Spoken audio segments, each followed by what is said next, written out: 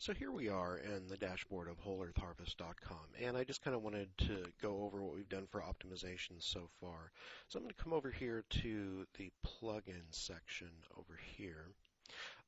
There were a lot of plugins that we removed and transferred the functions directly to the functions.php file, thereby reducing the code that was used to achieve the same amount of functionality. And as you'll go through, you'll notice that there are quite a few plugins that are missing and other ones that have been disabled. Currently, right now, we disabled Smushit because the Smushit API for some reason is not responding. So it was just doing nothing. Wasn't slowing down the site or anything. Just wasn't doing anything at this point in time. So we went ahead and deactivated that. The WP Optimize plugin, we went ahead and removed that. It just did database optimization, and if you're looking for a caching or optimization plugin, W3 Total Cache would probably be the best free option. And then I'm going to go over our recommendation actually for a caching plugin that does all of that kind of in one. That particular plugin just did one portion of what a caching plugin should do, as a matter of fact.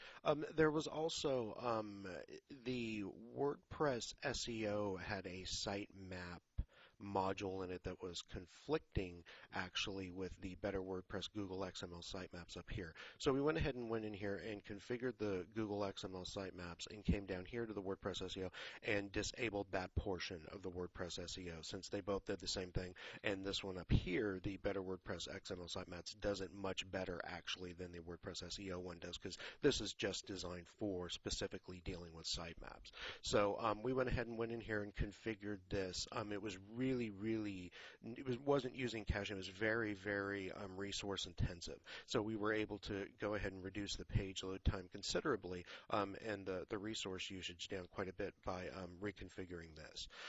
As you'll see, as we go down, we have a P3 plugin performance profiler, and what this does is this actually scans the system to find out what plugins are actually having an effect on the system performance-wise. So I'm going to come over here down to Tools, and then I'm going to click on P3 Plugin Profiler.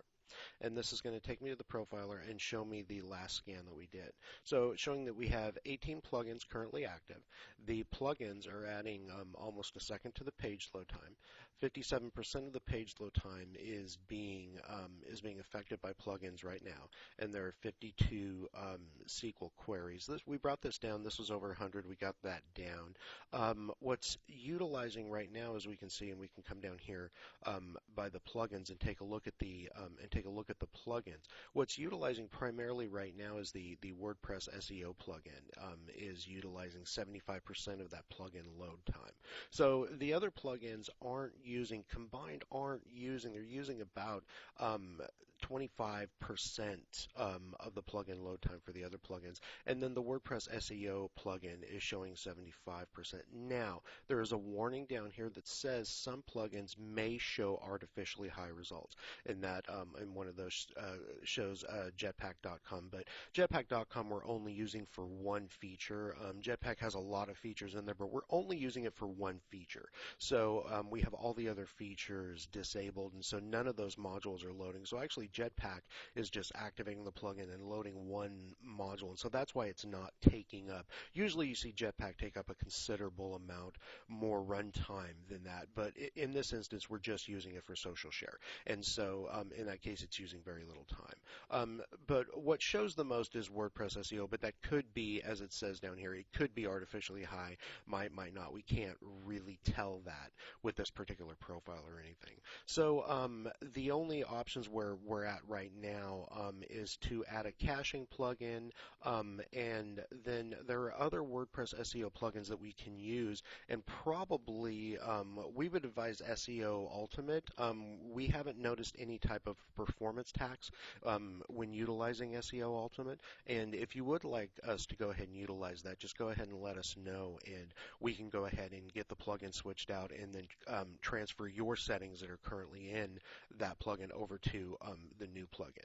So and also just a second here, the the actual caching plugin that we would recommend, W3C Total Cache is a free caching plugin, and it's a pretty decent one.